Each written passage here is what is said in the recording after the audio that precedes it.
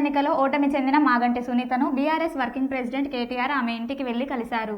ఈ సందర్భంగా ఆమెకు ధైర్యం చెప్పి రాజకీయాల్లో గెలుపోటములు సహజమని, పార్టీ ఎల్లప్పుడూ తనతో అండగా ఉంటుందని కేటీఆర్ భరోసా ఇచ్చారు. ఎన్నికల సమయంలో సునీతతో పాటు ఆమె పిల్లలు చూపిన పోరాట స్ఫూర్తిని ఆయన ప్రత్యేకంగా అభినందించారు.